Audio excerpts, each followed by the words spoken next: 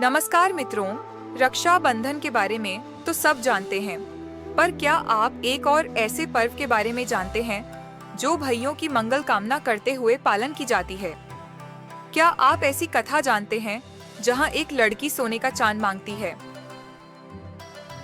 ये है खुदुरुकुनी पूजा, जिसमें मां मंगला की पूजा की जाती है। मां मंगला को यहाँ मां खुदुरुकुनी कहा गया है क्योंकि उन्हें खुदा यानी कूदती हुई चावल का भोग बहुत प्रिय है। ये त्योहार भारत का पूर्वी राज्य ओडिशा में एक विशेष समुदाय एक बिजनेस कम्युनिटी मनाती है जिन्हें साधक कहा जाता है। उनका मुख्य व्यवसाय समुद्र से होता है, जिसे आर्ट्स या ट्रेड या मैरिटाइम ट्रेड कहा जाता है, जो उस समय के उत्कल ओडिशा से जावा बली जैसे द्वीप पर व्यवसाय की जानकारी मिलती है। ये त्योहार एक महीने तक भाद्रव मास के हर रविवार को मनाई जाती है। लड़कियां हर रविवार की शाम को एक जगह एकत्र होकर ये पूजा करती है। रविवार की सुबह लड़कियां बल्लू का पूजा करती हैं और शाम को सब लड़कियां मिलकर मां मंगला की पूजा करती है। जिस घर में वो पूजा होती है वहां माता के पास कलश स्थापना की जाती है और एक छोटी सी धिंकी चावल कुटने वाला औजार रखी जाती है।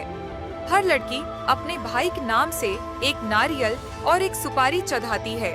पूजा में मुख्य रूप से फल, पोहा, लिया का भोग होता है। इस पर्व में एक कथा गाई जाती है, एक लड़की तपोई की कथा। सो इस त्योहार को तपोई ओशक नाम से भी जाना जाता है। और इस पर्व की एक खास बात है कि ये पूजा सिर्फ लड़कियों का है। सो इस पूजा को करवाने के लिए किसी भी ब्राह्मण की जरूरत नहीं होती है। शुरुआत होती है भगवान श्री कृष्णा की नगरी द्वारका से। देवी रुक्मिणी भगवान श्री कृष्णा से इस पर्व को मनाने की अनुमति मांगते हुए कहती है, हमारी लड़कियां इस व्रत और देवी मां मंगला पर विश्वास करती है, सो उन्हें ये पर्व मनाने दिया जाए। ये भाद्रव मास को प्रथम रविवार से शुरू होती है और महीने हर रविवार को मनाई जाती है। प्रभु श्री कृष्णा आज्ञा देते ही देवी रुक्मिणी और नारियों के साथ मिलकर इस पूजा की तैयारी करती है।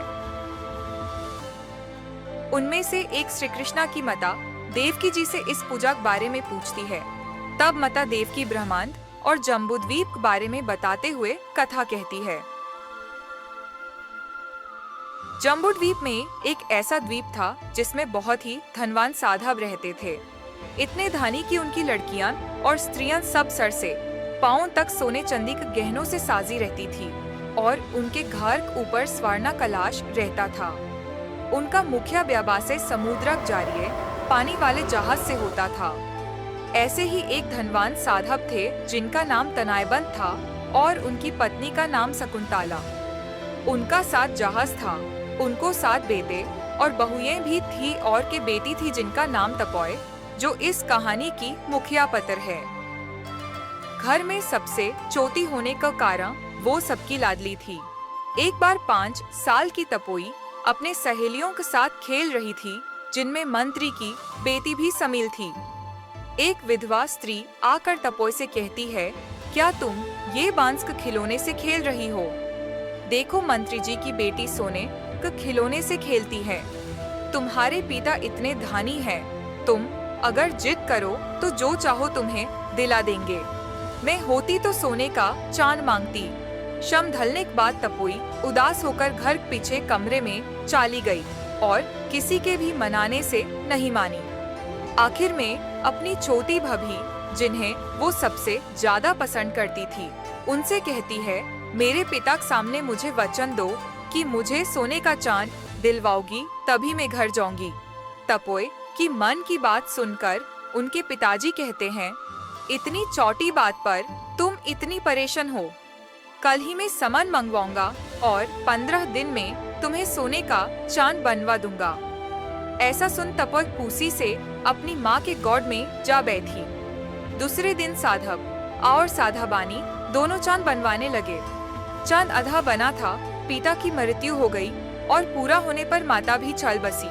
कुछ समय बाद साधवों को अपनी व्यवसाय के लिए समुद्र यात्रा पर जाना था। उत्तर पूर्वी वायु चलते ही सातों बेटे अपनी पत्नियों को तपोय की जिम्मेदारी देते हुए अच्छे से संभालने के लिए कहकर यात्रा पर चल पड़े। समुद्र यात्रा पर जाने से पहले एक रीत है जिसमें साधवों की पत्नियां साधाबानी जहाज की पूजा करती हैं और अपनी पति को तिलक कर शुभ मानसिक करते हुए विदा करती है। भबियान तपोई का देखभाल अच्छे से कर रही थी, पर एक दिन एक विधवा भिखारिन उन सातों बहुओं को मान में तपोई के खिलाफ विष भर देती है, जिसके बाद 6 बहुएं तपोई से बुरा व्यवहार करती है, खाना नहीं देती, अच्छे कपड़े नहीं देती और बकरी लाकर तपोई से जंगल में बकरी चरवाती है। बारी बारी से हर दिन खाने के नाम पर एक पोतली में कुछ चावल देती है। सिर्फ चौथी बहू अपनी बारी पर तपोई के लिए अच्छे से खाना भरती है, जिसे तपोई एक दिन भर पेट खाती है। तपोई बड़ी हो चुकी थी और सुंदर युवती बन गई थी। भबियों का अत्याचार भी बढ़ता गया। एक दिन बकरी चरवाते हुए शाम हो गया और बारिश होने लगी। बकरी जंगल में खो गई और नहीं मिली। जब तपोई अकेले घर वापस आई तो बड़ी बहू उससे दांत कर घर से निकाल देती है। तपोई वापस जंगल में बकरी ढूंढ रही थी। तब उसने पास में एक कोठरी में लड़कियों की पूजा करने के शब्द सुनाई दी। वो भी वहां चली गई और उस पूजा का नाम और कारण पूछी। वहां लड़कियों ने खुदुरुकुनी ओषा के बारे में बताया कि ये भद्रक सभी रविवार को होने वाला 5 पाली का व्रत है और बोली जो सच्चे मन से मांगोगे देवी माँ जरूर पूरा करेंगी। तपोई भी उस पूजा में मिल गई और फूल लेकर माँ से बकरी की वापसी के लिए प्रार्थना की। पूजा के बाद वापस आते समय तपोई को अपनी बकरी मिल गई। ऐसे ही हर रविवार की शाम को तपोई माँ की पूजा में शामिल होती थी और आखिरी पूजा में तपोई मिली देवी माँ से प्रार्थना की कि वो अपनी खोई हुई बकरी को पा चुकी है और धन्यवाद करती है। अब अपने भाइयों को शुभ मंगल कामना करती है और कहती है दोस्त सालों से भाई गए हैं वापस नहीं आए और उनकी शुभ वापसी का प्रार्थना करती है। ऐसे कुछ और दिन बीतने लगा। ऐसे ही एक रोज जब उसने अपनी कहने की पोतली खोली तो उसमें चावल के दाने कर नीचे मिट्टी देखा तो फेंक दी और रोने लगी। तभी एक जहाज किनारे लगा था और उसमें से एक ने कहा कि किसी लड़की की रोने की आवाज सुनाई दे रही, जाकर देखो। भाई की आदेश मानकर वो साधव जंगल में आकर देखता हिया कि एक लड़की रो रही थी। पूछने पर तापोय अपना सारा किस्सा सुनाती है और उस आदमी को पट चलता है कि वो तो उसकी ही छोटी बहन है। फिर वो भाई बहन साथ में जहाज पर जाकर अपने बाकी भाइयों से इस बारे में कहते हैं। अपनी छोटी बहन फाते पुराने कपड़ों और ऐसी दुर्दशा देखकर सातों भाई दुखी और गुस्सा करते हैं। सुबह होते ही साधाबा भाई अपने घर में एक दूत से संदेश भेजते हैं कि वो जहाज लेकर वापस आए हैं, तो बहुएं आरती के लिए जल्द आए और साथ में तापोई को भी लाए। अपनी बहन को अच्छे कपड़े और जेवर से सजाने के बाद उसके हाथ में एक छुरी पकड़ा देते हैं और कहते हैं जिसने तुम्हें तकलीफ दी उसकी नाक काट देना। उधर घर पर संदेश मिलने के बाद बहुएं घबरा जाती है क्योंकि तपोई रात को वापस ही नहीं आई थी। पर जहाज के पास पहुंचकर बहुएं झूठ बोलती है कि तपोई बीमार है इसलिए नहीं आ सकती। झारत सुनकर साधव भाई और गुस्सा हुए पर कहा जहाज एक छोर पर देवी माँ है, एक एक करके उनकी आरती करो। बहुएं आरती का वाक देखती हैं कि वहाँ गहनों से साजी तपोई छुरी लेकर बैठी हुई है और एक एक करके उसने 6 बहुओं की नाक काट दी। आखिर में जब चौथी बहू आती है तापोई छुरी फेंक देती है और अपने गले से हार निकाल कर छोटी बहू को देती है। छोटी बहू तापोई को खुशी से अपने साथ ले जाती है। बाकी 6 बहू अपने कटी हुई नाक को लेकर जंगल की तरफ भागती हैं। शर्म के कारण से अपने पिता भाई यहाँ जाने में उन्हें संकोच होता है। नाक से खून लगातार बह रहा था, तभी दूर से शार्दुल देखकर दार से बेहोश हो जाती है। कुछ दिन बाद वहाँ एक सबर आता है जो अब शिकारी छोड़कर महादेव की भक्ति में अपना समय बिता रहा होता है। नारियों की ऐसी दुर्दशा देखकर उसे दया आई और उसने महादेव से उन नारियों की प्राण दान मांगता है। भोलेनाथ उसकी भक्ति और निस्वार्थ परोपकार भाव से प्रसन्न होकर उसकी इच्छा पूरी करते हैं और वो 6 बहुएं जीवित होती है।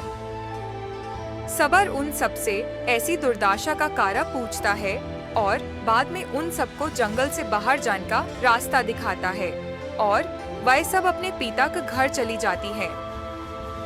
कुछ दिन बीतने के बाद सब भाई तापो एक विवाह के बारे में सोचते हैं।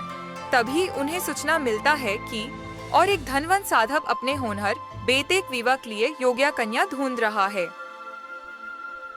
विवाह की बात आगे बढ़ती और धूमधाम से विवाह होता है, जिसे देखकर बहुत खुश होते हैं। विदाई के वक्त भाइयों को उस चांद के बारे में याद आती है। तब वह सब उस चांद तारों से सजा हुआ चंदुआ को तापो एक विदाई रात पर उड़ते हैं। उधर एक और कहानी होती है।